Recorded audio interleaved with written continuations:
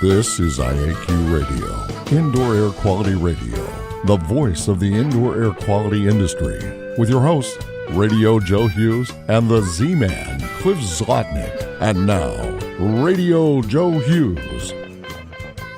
Good day and welcome to IAQ Radio Plus. This week is episode 552, and joining us is Joe Medosch of Hayward Score. Joe is a healthy building scientist, and we're going to talk today about the business of healthy homes. So looking forward to that. Before we get started, let's thank our platinum sponsor. IAQ Radio Platinum sponsor is John Don Products, where restoration and abatement contractors shop. Visit them at jondon.com. That's JONDON.com. I also want to thank our gold sponsors, Particles Plus, Healthy Indoors Magazine, Gray Wolf Sensing Solutions, and AEML Inc. Laboratory. And of course, our association sponsors, CIRI, the Cleaning Industry Research Institute, the Indoor Air Quality Association, and the Restoration Industry Association. And now you can win a cool prize. It's time for the IAQ Radio Trivia question. Be the first to correctly answer. Simply email your answer to czlotnick@cs.com. Or if listening live, just text your answer from your computer. And now, here's the Z-Man with this week's IAQ Radio Trivia question. Hello, everyone. I'm sorry to report no one identified Hippocrates II as the ancient physician who was first to separate medicine from superstition and religion to establish it as science based on observation and case recording. The IQ Radio Trivia question for today, Friday, June 28, 2019, has been sponsored by Ideas, the solution chemistry company, providing unique solutions to odor removal, surface cleaning, and decontamination problems. Here's today's trivia question. Name the trademarked graphic image created by UPMC Children's Hospital, Pittsburgh in 1971 and widely employed in the United States in labeling of substances that are poisonous if ingested. Back to you, Joe. All right. Thank you, Cliff. Today's guest is Joe Medosch of Hayward Score. He's a healthy building scientist. He's also been in the industry now for 30 years as a contractor and 10 years as a master trainer. Joe has been very involved in the home performance world, done a lot of work with the different associations and organizations that deal with home performance, but a lot of people don't realize he started out in the indoor air quality world. And currently he is working with the Hayward Score folks. We're going to talk a lot more about that today, but let's get started with our interview. Hello, Joe. Do we have you on the line? I am here. Thanks for having me on here. You guys are doing amazing stuff for our industry, and we appreciate all of your efforts, not just here on Friday, but when I see you all over the country. I appreciate that, and we appreciate the support of Hayward Score for our Healthy Building Summit coming up, 2019 version. This year, we're flipping the paradigm, practice to research. Go to healthybuildingsummit.com to learn more. And Joe, let's start with a little on your background.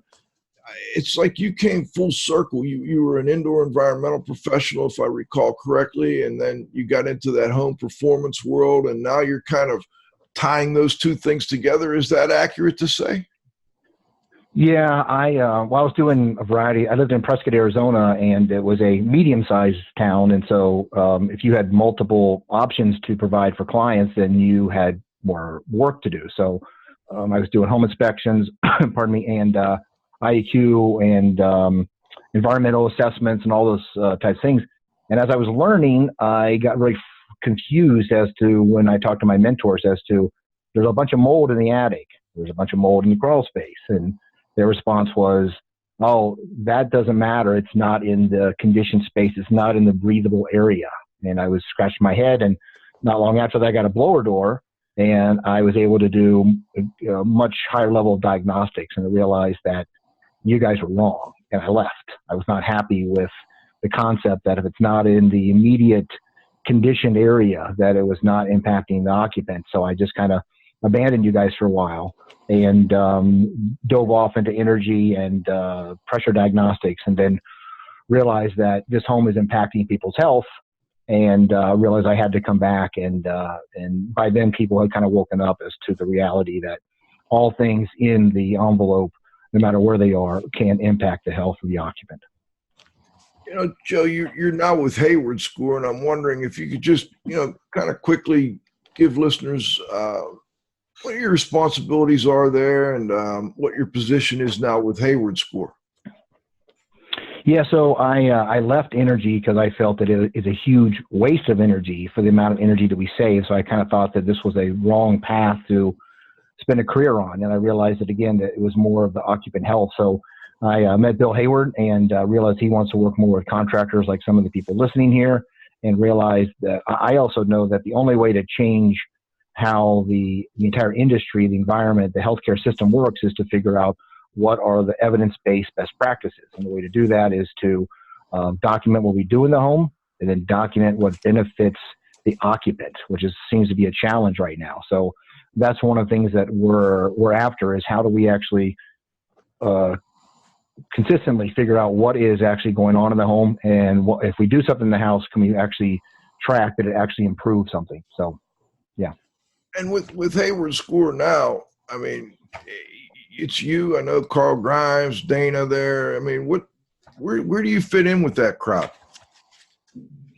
Yeah, we all kind of have our own niche. Many of you know Carl Grimes, and he's kind of our leading expert of all things. And my goal, he's very technical knowledge. Mine is trying to be more practical knowledge. So I have a lot more skills and assets to go along with the actual building envelope and environment. And he has all of those to go along with what's in that, or what's on the surfaces. And so together we really make a good team. And Bill, people don't know this, that, you may know that Bill Hayward got incredibly sick and his family got sick. That's why we have Hayward Score. But many people don't know that right now this is actually, a lot of it's funded directly by Bill to try and make sure that we are able to change how people live and see if we can't, figure out solutions for many people that actually are having extreme conditions in their home. Not everybody's chemically sensitive or has other sensitivities, but those that do, we want to make sure they know there are options, and it could be their home. It sounds like a nice little mix. You have your background in that home performance world a lot more so than Carl did, and then Carl comes more from the IAQ world. What are you doing to try and help pull in more contractors and consultants to use the Hayward Score? Well, I do use a lot of analogies between energy and the health environment. So the concept is people are able to go into a home and determine energy savings because there's a meter on the wall that says, meter went down, you reduce their energy load. So I'm trying to focus on, is there a way to figure out what are the health benefits of things that we're doing in the home? And the reality is, we're probably going into 1,000 homes a day and reducing energy and doing good work, but we don't track the health benefits. It's unfortunately not on our radar that we should be tracking these things. And if we were tracking all of the health benefits, or indirect health benefits even, that we do from air sealing and a variety of other upgrades in a home, then our healthcare system would be completely different today. We would actually understand that the home is one of the primary ways to keep people healthy or keep them from being in the hospital, as if we actually had a really great home environment. And it's one of my slides I got on there is about is IAQ, and that IAQ is not really a healthy home. So that's one of the things that I try to preach to this group, that people inadvertently confuse indoor air quality with healthy home. And IAQ, I think, is only a small portion of what that is. So the reality is that there's a lot of trip fall hazards, which actually are even a greater savings for the healthcare system than even asthma. So, the amount of people that have trip fall hazards and their impact on themselves personally in the healthcare system is a $1 billion amount. I know that asthma is also a large amount, but these are things that are preventable. That was one of the slides, and there's a series of them. I saw you speak recently at Phipps Conservatory. It was a presentation, a panel discussion on healthy homes in the Pittsburgh area. They had the director of the Allegheny County Health Department was there. You were there, and a few other excellent speakers and talking about healthy homes. And I was like, I got to get Joe on to talk about this. And we're going to show some of those slides in a moment. But I want to, before we get into that, I want to kind of set the stage a little bit. When you talk about the business of healthy homes, what do you mean? I think you just kind of alluded to that to some degree, but how do you take the knowledge that you and the Hayward Score people are pulling together, and the Indoor Air Quality Association and all the others? We've got all this great information, but how do you turn that into a business opportunity? Because if it's not a business opportunity, then I don't know that we'll get as much participation in it as we would otherwise. Well, one of the things, BPI is kind of Building Performance Institute has been one of the founding proponents of. So let's step back. So, I'm sure you had Kevin Kennedy on here. Many people know Kevin Kennedy or know that name for sure. So, yes. Kevin is the one who tried to kind of introduce us all to this concept and educated us all. And together, what's amazing about Kevin is that he's really open to let's collaborate. So we've been collaborating with Kevin on a variety of concepts. So, but when Kevin's concept, he's actually a clinical analysis of what's going on in the home from a hospital side, right? And Children's Mercy Hospital, Kansas City. Children's Mercy Hospital, thank you. Right, yeah. So, but other places around the country, you talk about healthy homes and helping the occupants was more of a either clinical or a community health worker or somebody who understood the occupants well, and they were able to go in the home and assess those conditions, but they didn't understand the home in terms of a building or building science or home as a system. So they may see that they've got 4 dogs and comment on that, but they weren't able to see that they had a variety of potentially a leaky house or other conditions or water stains or other stuff that really were probably impacting them probably even more than the dogs were. So BPI decided that they would take building science and educate these folks into how do you do healthy home assessments and put that on a whole nother level. So that's really the basis for what is the business of that. So we really thought that this would catch on much faster than what it has not.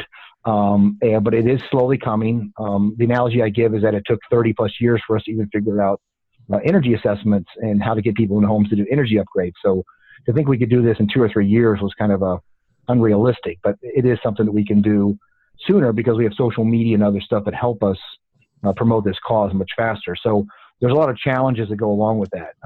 I do have a couple of slides to kind of outline that in the business section below the Hayward Score area. So part of it is the contractors don't understand what they're doing. Many of them think that they can just use a black box, some IAQ monitor to determine issues in a house. But if people really have issues, they're a challenged client. And that's not something that a lot of people want to spend time on. They really want to go in, do their thing, and get out and get paid.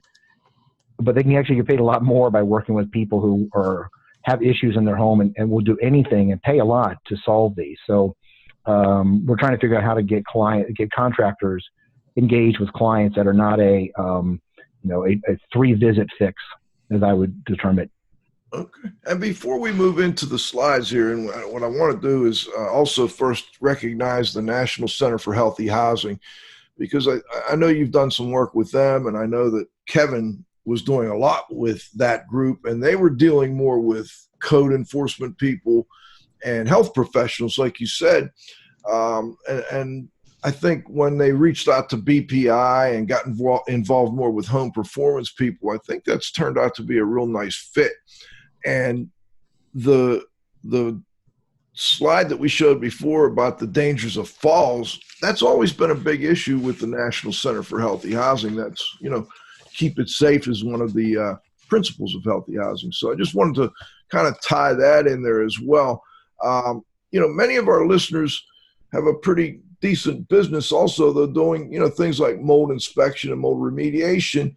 And I think what you're proposing maybe is a little different. We're not saying that there's not a good business model there for doing, indoor air quality assessment and mold inspection and mold remediation, but that if the home energy and home performance crowd got more involved with tying that into their business model, that might be a way of being more impactful.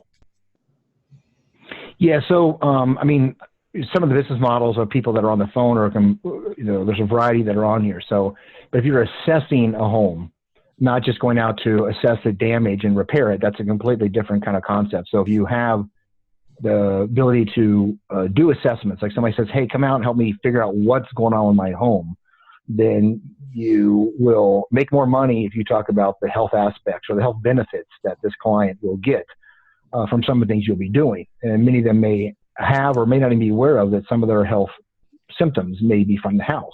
So I do think that there is a avenue, if you're doing assessment of the house, that there are opportunities to broaden it besides a moisture issue or besides an air leakage issue or those things. So I think that there are ways to broaden your dialogue with the client to make them understand that it's not a one spot fix, but there are multiple benefits from improving the performance of the home, not just trying to find a leak that's coming in from the bottom of the basement.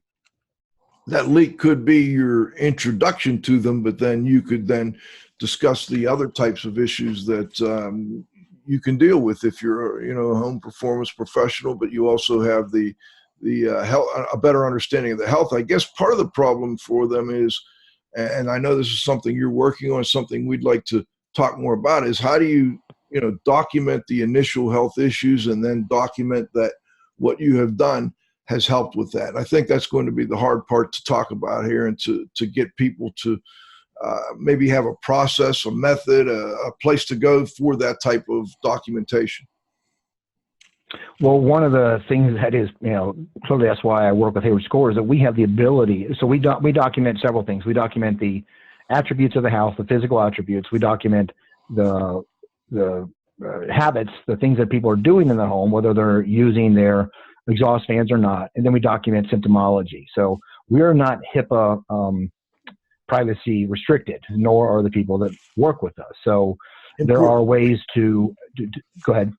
That's an important point. You're not HIPAA restricted, because that's another one of the things that people worry about is, if I start asking the wrong questions about health issues, am I going too far, I guess?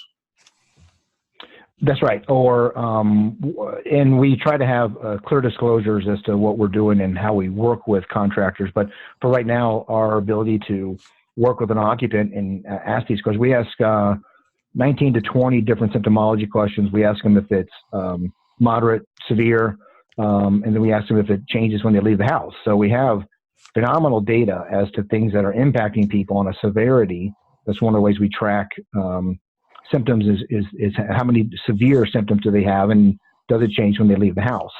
So those are some of the ways that we think we can start documenting or focusing on conditions. And one thing I'll highlight later is that we've learned that it's not a one-to-one issue. There's not one symptom that shows up with, nasty crawl spaces that are really wet. It's actually a number of symptoms versus the symptoms. So we're learning that it isn't a direct ratio between if you have this, then you're probably coughing and sneezing. No, it probably means that we can document that those folks have 4 to 5 or 3 to 4 more symptoms than those that have that don't have those conditions. Let's jump into these slides, Joe. I think that might help illustrate some of the things you're talking about here a little bit better. First, I think, John, what do we got? What is a healthy home? This definition comes from where, Joe? This is actually used by CDC and EPA and a variety of others. I don't know the exact origin, probably HUD, but everybody uses this as a concept. So I personally think there's something that's better, easier to remember, and is occupant orientated. So this is one of the concepts. So Kevin Kennedy came up with, healthier homes as healthcare.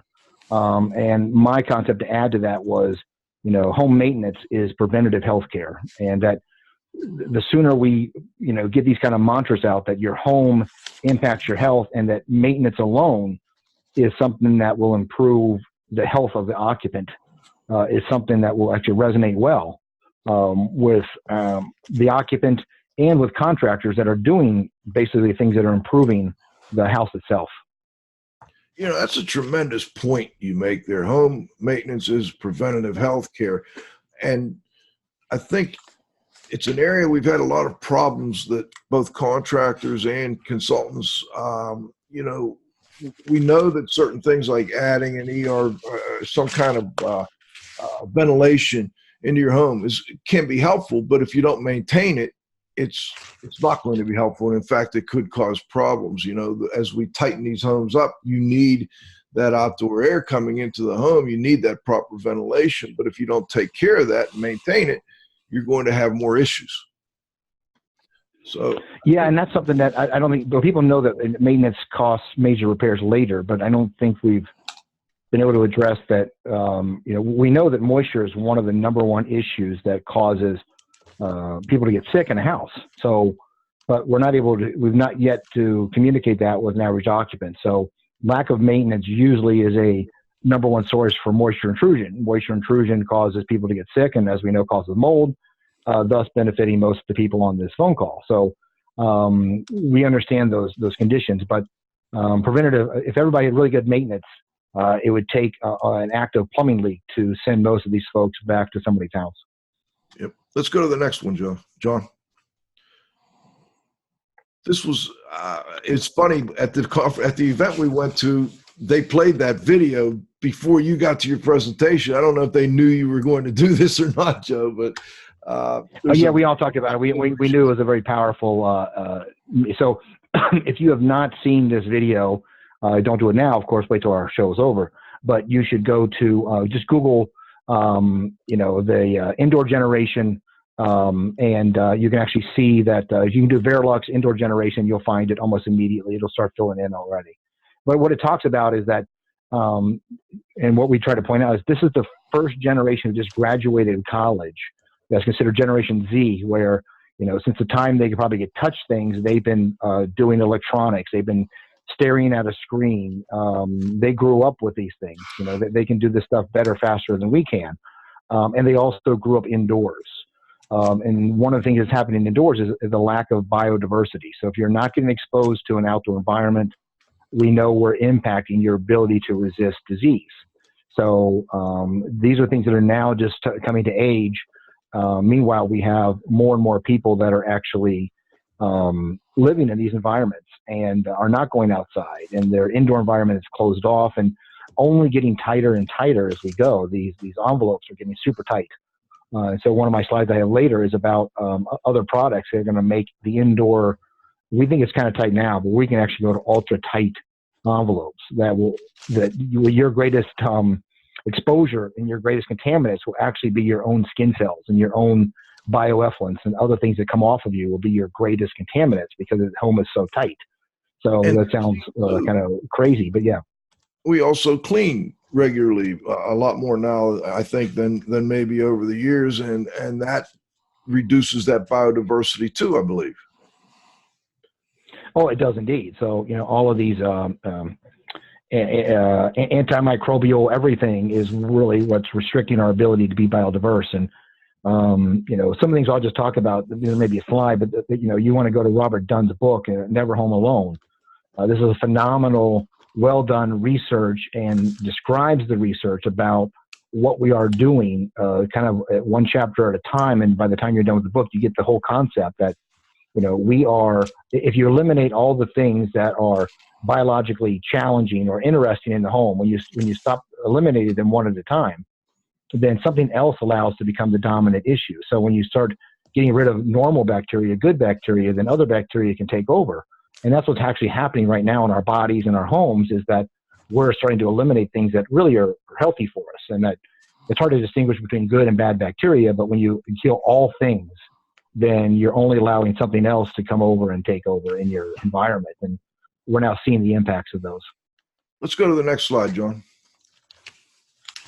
Okay, so IAQ is not necessarily a healthy home, and we talked about this, that older adult falls are a growing burden, and I think that's a very interesting and important slide. It's not just indoor air quality. We also have to worry about keeping homes safe. Let's go to the next one.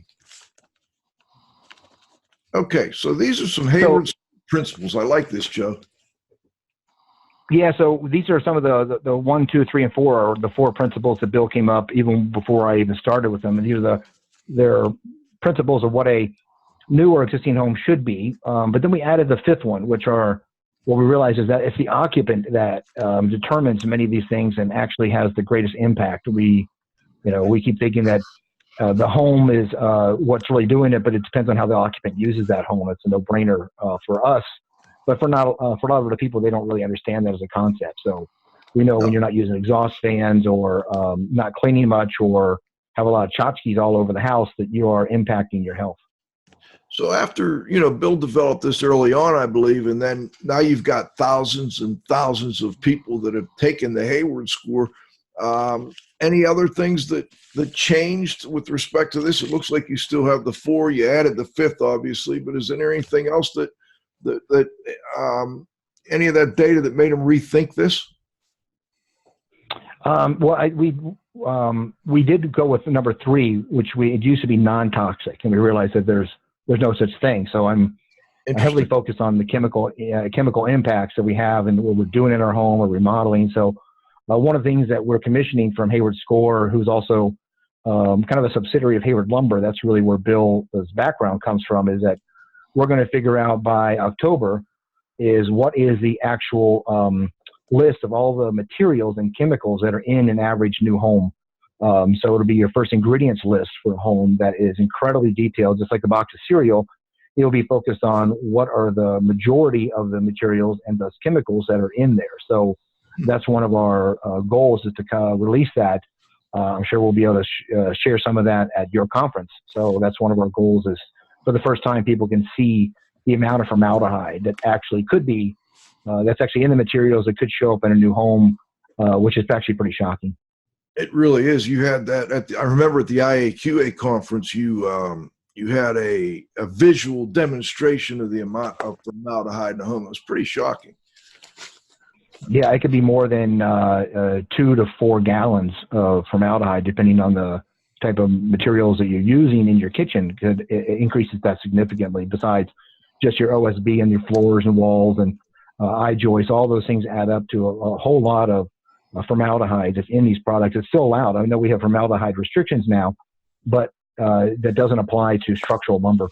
So your kitchen may have less formaldehyde because it's not structural, but everything else that's structural has no restrictions on the amount of formaldehyde you could use. Now, manufacturers are stepping up the game to reduce that, but some are not. Let's go to the next slide, John. Healthy housing. We went over this definition. Anything? Yeah, I changed the order. Somehow it didn't get caught up with you guys. So why don't you go to, I know you can see the slides there. Why don't you go to the occupant is the IAQ receptor. That's kind of one of the concepts that we think is a challenge for the industry and challenge for the business of healthy homes. So keep going. Yeah. So the difference here is the concept between, what are you breathing? Where's your air come from?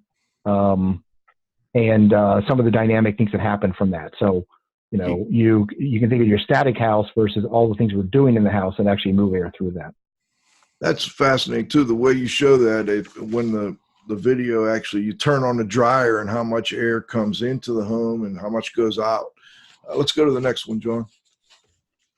And what are we breathing? I always thought that was a good graphic there, Joe. Well, the LBL came out with a concept that your walls, if you only do exhaust-only ventilation, that your walls are a MERV 8 to potentially a MERV 13. So they actually are providing a filtration, but it's not really my choice of how I want to do that. Exactly. But it's an illustration of, when I talk to contractors and occupants, they're like, oh, I don't know, it just kind of comes in. I'm like, well, yeah, this is how it comes in, and this is really what you're breathing is through your walls. I'll tell you what, let's go one more slide, then we're going to break for halftime. Oh, this is the one. Got it.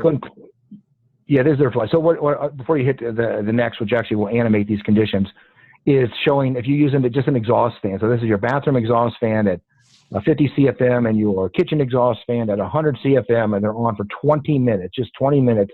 That's the volume of air that's taken out, and what we forget about is also taken in.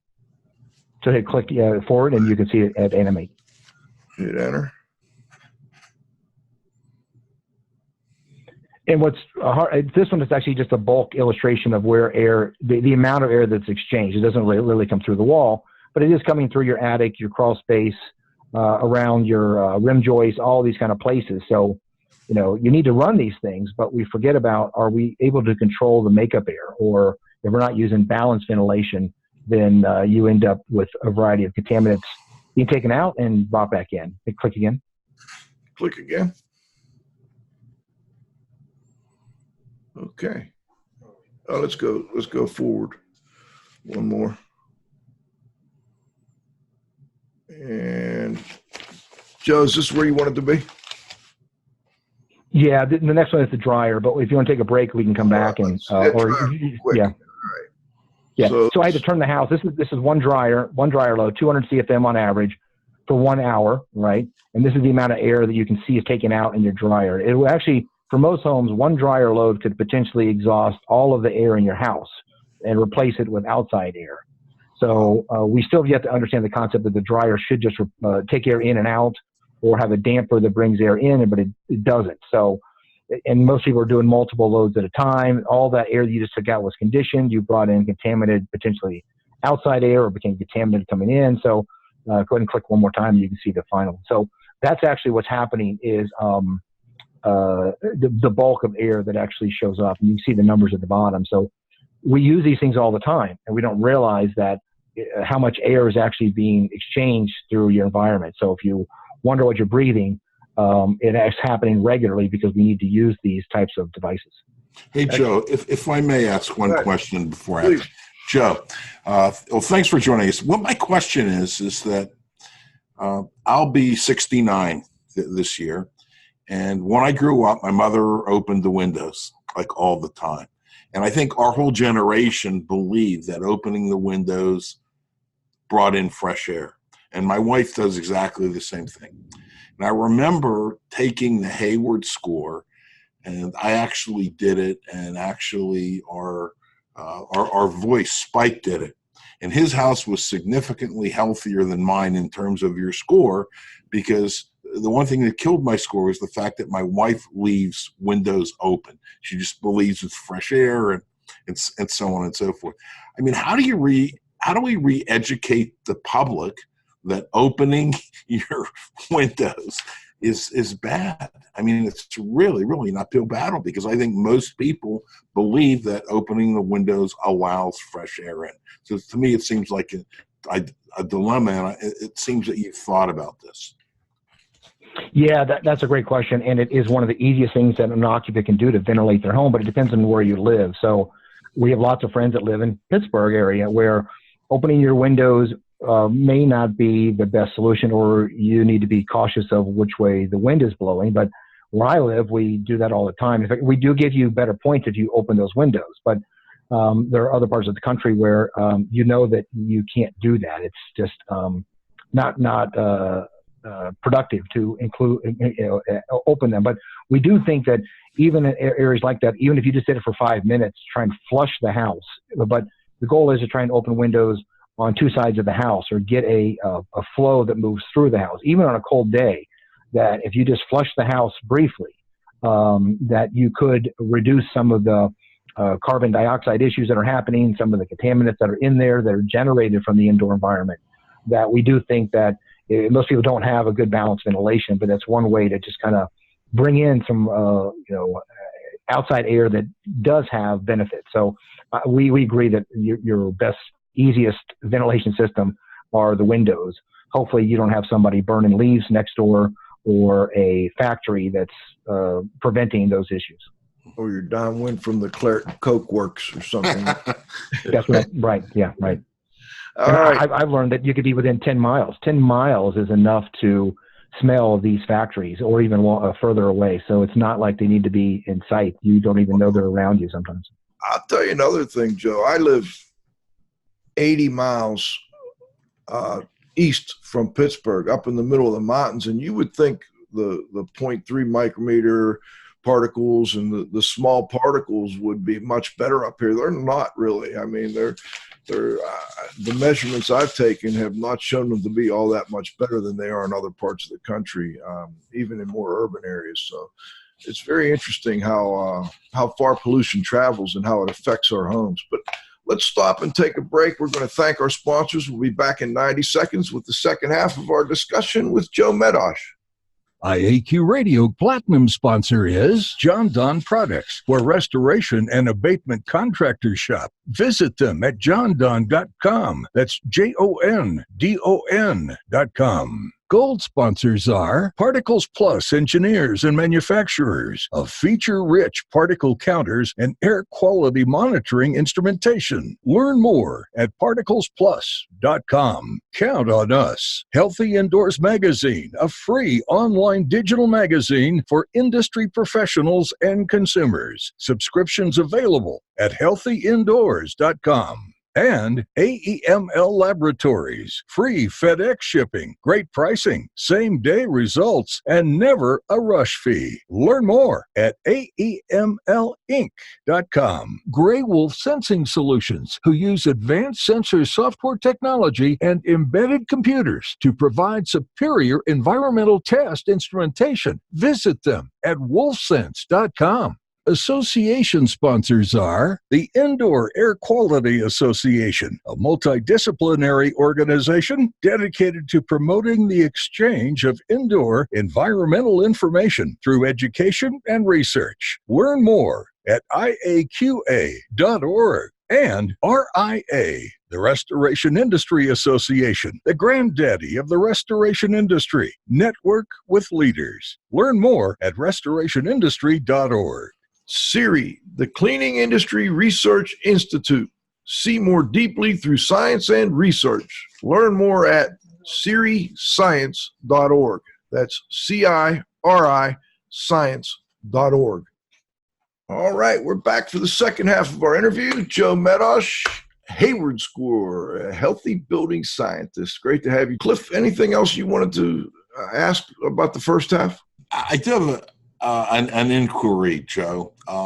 It seems to me that in every industry there are early adopters, and I'm wondering, do you know someone that's an early adopter from either the indoor air quality field or from the construction field that's doing what you are talking about?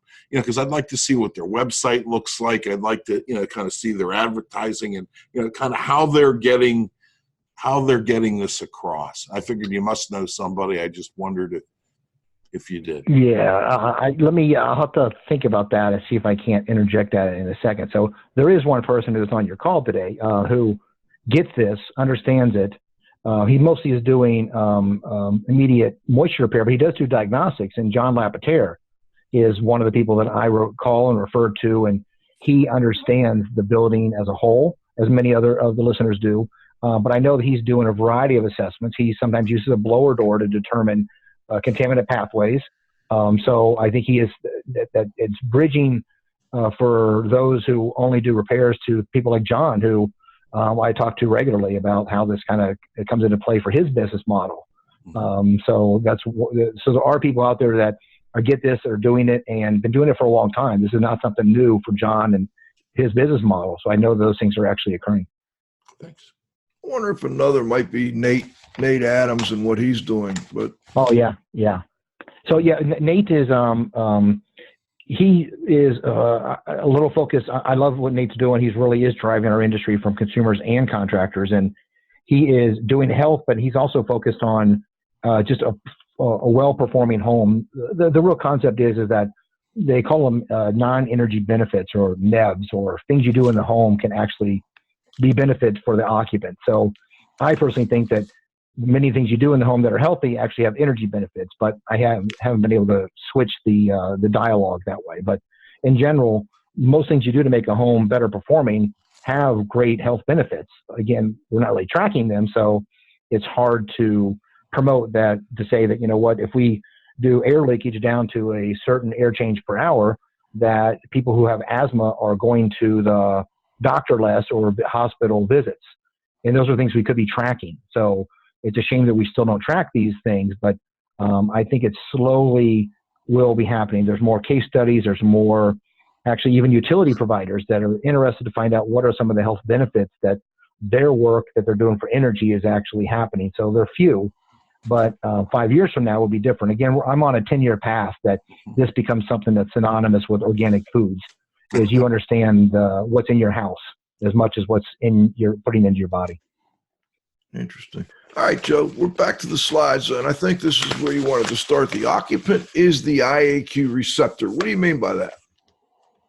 Yeah, so many of us live and I would say die by these instruments that are on the right side. So I can go into a home and measure a lot of stuff and very accurate. But the reality is that the occupant's receptor is 10 to 100 times much more sensitive than any device you can get out there today. So I can come into somebody's house and be like, oh, your particulates are low. I can hardly measure any VOCs, but the occupant, and that occupant was actually had no problem with putting a liquid VOC right in her nose and did not bother her. But some people will be like, well, I don't care about your instrument. I still can't breathe in this house. I'm still coughing and sneezing. You can confirm that there's no visible signs of moisture damage. Whatever it is, you can say, I can't find anything in the house. So there's a different side of actually now not using your instrument, but using your occupant as the better instrument. So how can I guide, and Carl Grimes is a master at this, all right? In fact, maybe we can do a mini session on this at your conference, is that how do I guide the occupant to help figure out what's going on in their home? Because I can't anymore, but I can now educate them and guide them as for them to document and do a variety of things to focus on what actually is causing them some of their most significant issues. So that's a different part of our industry that we've yet to adopt. John maybe do something similar to that, but the concept is that when your instruments can't tell you everything, how do you adapt to help solve their issues? Well, I think most people in this world are getting more and more referrals from people who have chemical sensitivities or mold sensitivities. And like you say, the instruments really aren't showing much. So I think the flip side of that discussion is, okay, the occupant may be able to guide me to, if I know what I'm doing, they may be able to guide me to the issue, but then how do we fix the issue? How do we remediate? How far do we have to go? That's another question I think we need to address. And a lot of that is, again, back to the occupant. So the goal is to be like, okay, I did what the S500, 520, or whatever criteria you did, or your work of scope, but you need to be prepared that maybe your occupant is, and this is why contractors don't want to bother with these kind of clients, or they don't want to touch them, because I may do all this work, pardon me, and then find out that they still have concerns. But I can tell you, if you just spent $12,000 and they still have concerns, and this is what you promised you would do, that they're going to say, okay, now what do we do next? And they're going to get their checkbook out to figure that out. Hayward Score, we regularly tell renters, especially, or even some homeowners, that you might consider moving, that we can fix this house, and they know the next house may have similar problems, but there's a certain point where you may be better off by just finding another home and trying to improve it, or knowing that you should avoid these types of conditions. So people who are chemically sensitive are really hyper aware of these, but people who are new to these concerns they're personally challenged as to what it is that's causing my issues. All right, let's go to the next slide, John.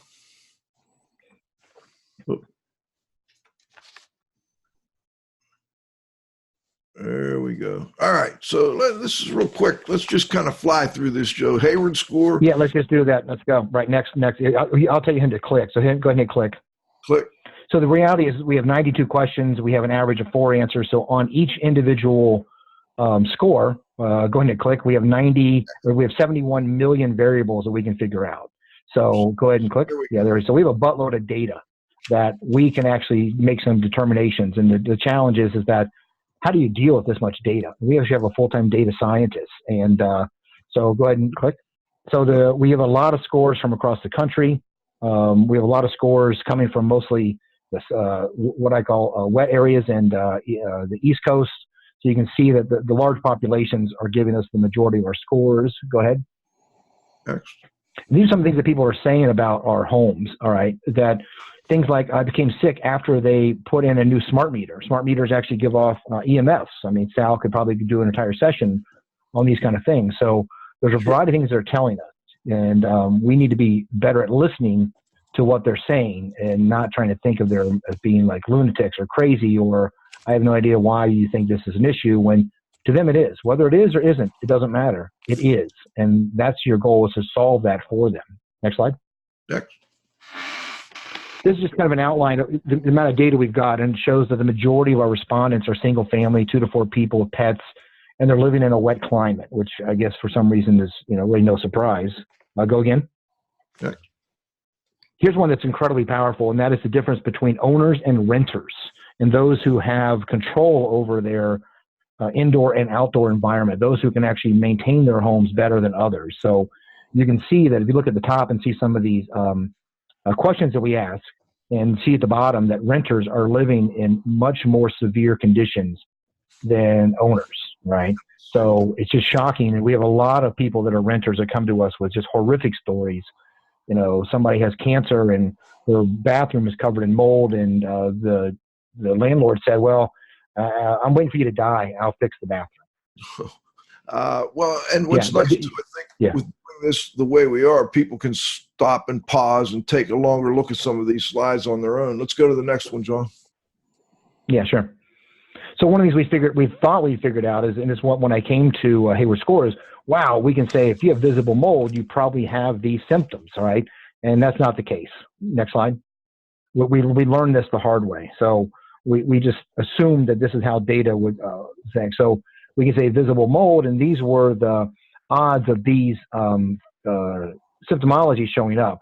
And you can, as you go across, you can see vacuum, and we realize that most people with a vacuum, we all vacuum, and not many of us have skin rashes, so we need to reevaluate that. And the symptoms after cooking, that person probably is not a good cook, or a lot of people don't like what's being fed to them. So next slide.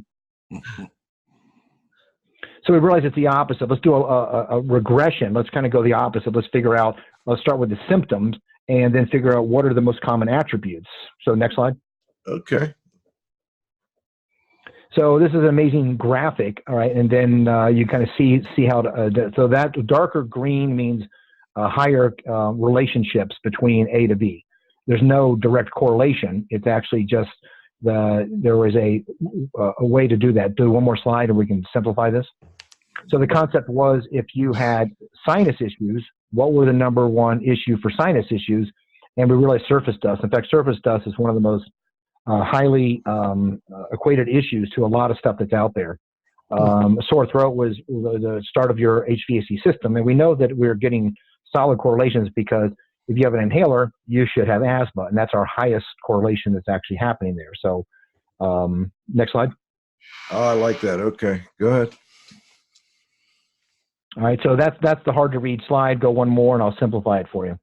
So this is what's right now in our preliminary data that we're trying to figure out, and there is no A to B connection between forced air, mobile home, visible mold, crawl space, basements with dirt floors. We're not getting high enough connections between having these attributes and some of the symptoms, but this is preliminary. But we are learning that it could be an increased number of symptoms, not a single symptom. So we've converted from tracking one symptom to talk about, remember I mentioned severity of symptoms, so people have severe symptoms. Yes. And the number of severe symptoms is actually how we're trying to reevaluate attributes or behaviors in the house. So that's our new data analysis, and we'll have that ready for you when we see you in October. Next. So we actually find out from people. This is really where it becomes the rubber meets the road. So we follow up with people and say, "Hey, what'd you do?" Yeah, and 57% people are making changes, whether they do it or a contractor does it.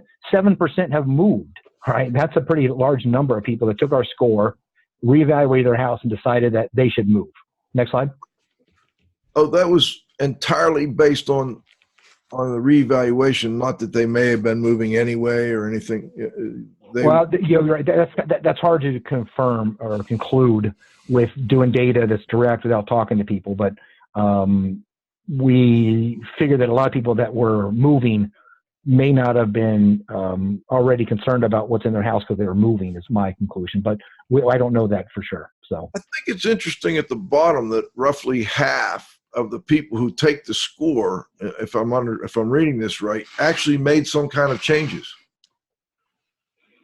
That's especially for renters, and most of those are probably habits, maybe from either vacuuming or using their exhaust fans or a variety of stuff that they learn. Taking your shoes off is one that people forget about, and then it's a question, and then they realize, wow, I should take my shoes off. So those are some of the small things that we can track. And the next slide is a direct connection between contractors and business model. So you can see these are the things that people were doing, whether they did it or they hired a contractor or Home Depot to do it, is a different slide. But in general, many of these things we're doing. Many of the contractors on this call are doing some of these things. So to me, I can tell you that a successful healthy home, we call it intervention or upgrade, is when I evaluated the carpet and decided that they should replace the carpet. So that's where we went beyond an energy or basic improvements of the envelope to trying to find the direct contaminants that could be in the house. So removing a carpet or evaluating the carpet means that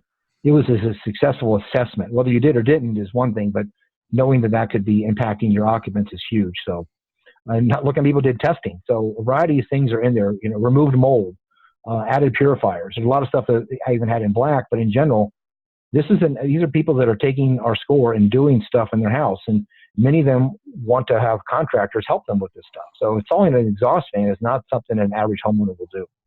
Let me see if I understand this right, Joe. So of all the people that took the score and then did some kind of follow-up, 6% sealed their crawl space. That's right. Okay, interesting. Next slide. This is real quick. This is my N factor here is probably around 300 to less than 400. Okay. And these are the symptoms that they also said. Like, oh, we did some work, and we didn't associate the work they did with these symptoms. These are just general symptom feedback. So respiratory symptoms that improved are sinus congestion, coughing. You can see, I'm not going to read slides. But you can see that they were giving us feedback. So this is the beginning of documenting what we're doing in the house and how we can improve that. So that's really the focus, is to, what contractors can do and how we can track. I'll be blunt, after how you track it. Hayward Score makes it easy to do that because we also engage with the client over time to see what's going on. But in general, these are the things that we want to find out as an industry.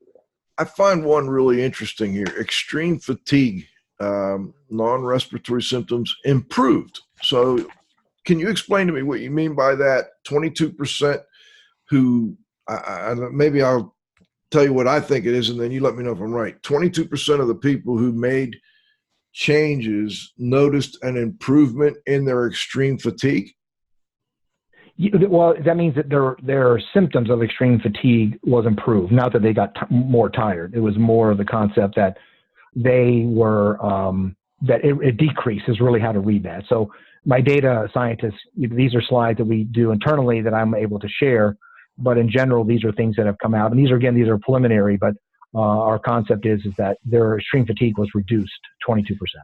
And now, go ahead, Joe. The sleep disturbance. They probably slept better. You have 21% sleep disturbance improved, and you have extreme fatigue 22%. So I'm just wondering if better sleeping is what caused that, perhaps. And I assume, Joe, go ahead. Yeah, these are the follow-ups that we try to determine or figure out with these occupants. And as you can imagine, it is kind of it's one of our challenges. I wish we had more staff or more time to do that. So we are working with military groups right now and getting some of the same kind of data directly from some of these occupants. So, okay, next. So part of my one conclusion is that we are thinking that we could have determined what are the issues in an occupant based upon things that are happening in the house. And the reality is that occupants are just so much more complicated than the indoor environment. And we know the indoor environment is way complicated. And every year we learn more and more about the biome and other issues and chemicals and combined chemicals and all these things. But it is nothing compared to the complexity of a human body. And then we put this human body in this complex environment thinking that we can figure some stuff out. And the reality is that I personally think it's impossible, just as a general thing, but we can come to some common conclusions based upon more data that we get back, or more feedback that these conditions in a home are commonly, not healthy for the environment of the occupant. Joe, I'm wondering if has Hayward Score gotten any interest from healthcare providers? Like, maybe we should have people take their Hayward Score before and after they have certain procedures done, et cetera. Have you gotten any interest on that? We would love interest on that, or if somebody's interested in working with us on that, that'd be great. But we've not been able to overcome that hump. Yeah, that's a tough one, I'll bet. Let's go to the next one, Joe. Yeah. John. So here's the last one that goes along with this occupant concept, and that is that, go ahead and click again, is that if you believe you have an impact, is just as powerful as whether or not you physically have an impact. There's something that happens to occupants that the belief of impact in the home, we ask the question, do you believe your home is impacting your health, right? And those who say yes to this concept have the highest number of symptoms and the worst case scenarios of some of our symptoms. So that's actually an indicator that they think that there is something in their environment. So the belief that your home environment is impacting you is an indicator. The chances are there is something there that could be doing that. Whether it's psychosomatic or physical is, it doesn't matter, is my conclusion. You need to figure out how to make your environment more adaptive to you personally or healthier. And that's where we're at right now, is how do we help these types of folks? And that's a business opportunity. One more slide. That is a business opportunity, and those people have a lot of money. So for those of you that are listening, we would love to get your feedback. I would love to get your feedback, okay? So you're familiar with haywardscore.com, but this is our new version, which actually has individual action items and individual things that do there. So it's go to haywardscore.com/beta, and it'll look identical the same. If you're savvy, you can enter a new email would be best, but if not, we'll figure it out. But I just want to get people's feedback as to what they thought about the new individual action items. How does it interplay? Do you feel it's more engaging? So if you have a chance to do that, I'd appreciate your feedback. Sure. I think I'll be able to get in there. Maybe Cliff next. Yep. All right. I want to jump ahead to, I know we only got a few minutes left. Is that correct? What's our time frame? Yeah, we can go over 5 minutes. We got about 7 minutes. Okay, great. Yeah, once you skip down towards the bottom of there's another slide that says indoor generation. Oh, let's see, John. Yeah, these are all things I do as talking points. But yeah, you can skip. There's several slides. You may want to just jump out and jump back in because you have probably 12 slides to go through. Okay. So yeah, there you go. We'll just cut this out to the final version. So I'll start talking about it before the slide comes up, but it's talking about the indoor generation, as we mentioned earlier, and I said another slide to come back into it. So one of the things that we're going to see happening in the future, keep going down, is the concept of aero barrier. Many of you may be familiar with aero seal, which is for ductwork, right? Yes. And yeah, so this is actually, right there you go, that's it. So the difference here is that you saw the video, there's a link to the video, but aero barrier is an envelope sealant similar to aero seal. It's a different goo, but it allows you to make the home tighter. And it's used mostly on new construction right now, but you can go from you can easily achieve your code compliance of 3 air changes per hour, but you can get down to 1 air change per hour or below 1, or you could achieve a passive house by just spraying this goo, and they do a blower door test. You actually can see the number live. But there's a couple of people out there. There's a guy out of Utah, Mitchell, who's doing this for existing homes and existing commercial spaces.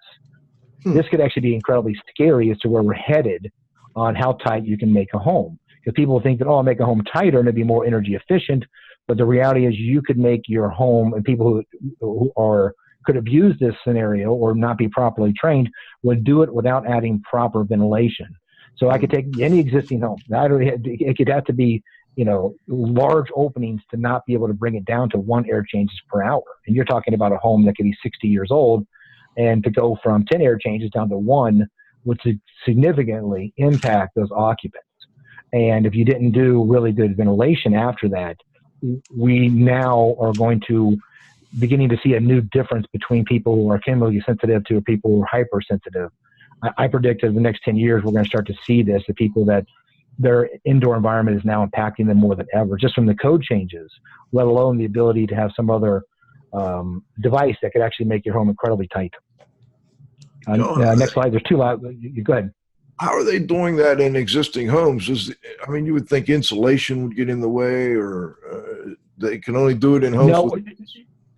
Yeah. So if you're doing it on a new home, they do it either pre-insulation with exposed studs, or they do it after drywall commonly. So after drywall, then it actually just finds all of the leaks and seals them. It's a pretty small goo that's paintable. You don't really see it. But for existing homes, they actually cover all of the furniture and all of the carpet. There's a variety of things where this stuff sticks and doesn't stick to, but in general, they probably within 3 hours can change the envelope tightness in your home to a level that we never would have thought would have been achievable by hand. Interesting. Now, what about the chemical composition of that particular product? Isn't that something of concern too? Yes. What a great question. So we met with them. We asked for a sample. We were told we could get a sample, and then we were told, no, you cannot get a sample. So we will figure out a way we will present that as part of our chemical analysis of a home when we finish that. We'll assume that this may have been used, and we will be sending that to a lab for people. Some of the people from those labs visit you frequently here. So that's one of our goals, is to figure out what is that and what changes on heat, what changes when there's a higher level of ozone. Those are some things we don't know, but we can try and estimate. My concern always has been too, how long will it last? I mean, when you're done and you do that blower door test, the minute you're done, is that going to hold up over 5, 10, 15 years or not? I've seen the goo. I think it'll easily last 15 years without much of a change. It's very flexible, so it doesn't have the ability to get rigid and separate. But because it's not that expensive and will only come down in price, so you're like, well, this is a 15-year upgrade. You change your roof every 15 years? Well, every 15 years you come out and have air barrier come back and seal your house if you need to. Okay. Next. So these are two that are really pretty amazing. So these are in major country. I got this slide from Kevin Kennedy, and so biodiversity is declining. We talked about this with a variety of tighter homes. We don't go outside. We have no relationship with our outdoor environments. And then go ahead and click again. And this is the reverse, that biodiversity is declining and the prevalence of inflammatory disease is increasing. And the inflammatory condition is one of the things that's now becoming the most common factor that you could track in terms of whether people are having extreme issues in their home. And some of these can be done through blood tests or a variety of other stuff. So these things are really shocking as to what's happening between, if we increase biodiversity, some of these inflammatory diseases could level off, but this is not something that happens overnight. So again, opening your windows, as we talked about earlier, going outside more, getting a dog, stop using cleaners that kill everything. All these things are reducing biodiversity, and we need to figure out a way to reduce that as best we can. All right, Joe, next one. There's the book you mentioned. So this is actually, there's the book I mentioned. I got the audio version. I got a hard copy. I got the PDF, because for all of you that may have something to do with mold, I don't know if anybody here on the call does that, you should read Chapter 7. Chapter 7 has a concept that they did testing in Europe, and it's been supposedly done here. We've talked about this, and that is that drywall comes preloaded with Stachybotrys or other molds that are just waiting for a moisture event to then expose themselves. So they actually did significant testing in Europe and confirmed that this was the case, that gypsum in general, based on its exposure outside before it's manufactured and puts in paper, has this ability to already come preloaded with mold. And their concept was the Stachybotrys is not an easily airborne mold, that in order for it to show up in some of these conditions, it had to already be there, and they made strong conclusions that that is actually the case. Interesting. Any more on these slides, Joe? Last one. I'll make this one. So the concept here is that 25 years ago, many of us don't remember as a kid eating non-GMO or organic foods. That was not something that was even at the grocery store when we were kids, right? So in our lifetime, we've watched this, in fact, since probably the late 90s. this has now entered our thing. So you go to a grocery store, you go to restaurants, and they all talk about organic foods. So the concept is, if we can figure out a way to associate our homes with the same concept of organic lifestyle, knowing what's in the furniture I buy, knowing what's in the house that I bought, if we're able to get to that level of knowledge and understand that these chemicals should not be in these homes, then I think we will jump to a whole nother level of what consumers can demand and what manufacturers will be making, and we will actually see a more drastic relationship between health and the environment and getting better ventilation into our homes. Interesting, Joe. I think there's been some progress there. I think people realize now with the BPA and all the other things, at least there's some recognition now. I don't know if a lot's happening, but it seems like there are some products that are, or some manufacturers that are trying to differentiate what they're doing versus what's been happening in the past. But I think you're right. Yeah, but besides a water bottle, I mean, if you go to Walmart or any store or Amazon, you can't determine if that plastic has BPA in it or other things. There's a variety of chemicals that we know are hazardous, but they're not required to be disclosed. I mean, unless it's a water bottle, I don't really know if there's something that's not or in or not there. They usually tell you that's not in there. So I think we still have a ways to go before we're able to disclose what's really in the products that we're buying. Absolutely. Now we've got a way to go. Joe, Cliff, before we sign off, any final thoughts, questions? No, I'm good. Thank you. And Joe, before we go, we always like to give you the last word. Anything you'd like to add, anything we missed that you'd like to add, or anything you want to make sure listeners hear before we wrap it up? Yeah, my soapbox is figure out a way to document that's shareable or able to make sure your data is being used for others as to what are the health benefits, indirect or not, about things we're doing in the home. So all of you out there, we're connected to a lot of different processes and business models that can give us the data we need to figure out what's actually some of the best procedures, processes that are improving the lives of the occupants. The sooner we do that, the faster we can change and get healthcare involved and figure out a way. If you had your home improved, you could reduce your health insurance. Wouldn't that be another level of healthier people? Absolutely. Or if you could sell a home and resell it as a healthier home, would you get some additional, put a little better price on that healthier home versus one that's not healthy? I'm trying to develop the concept of a healthy remodel and see if there's a way to get a point reduction or similar to an energy remodel that includes health benefits like ventilation. That would be our next goal that we're trying to achieve in the next 2 years. And right now, Joe, as far as I know, Hayward Score's obviously one way you could document the before and after. Are there any others out there that you're aware of? I'm not, but if there are, we'd love to see what there are in terms of documenting symptomology or pre and post habits, those kind of things. So you can, as a lot of things, you can reinvent the wheel, or you can just use something that's free to do that. And we have a way for contractors to keep track of their clients through Hayward Score with a database. So you can we don't share symptomology just to make sure we try and track that directly, but we can confirm number of symptoms or other things as part of our model that we're developing now. But the goal is if they can track it, you can know that it's being tracked, then we can share that data with a contractor. Fantastic. Joe, thank you so much for joining us today. It's always fascinating. Cliff and Joe, thank you.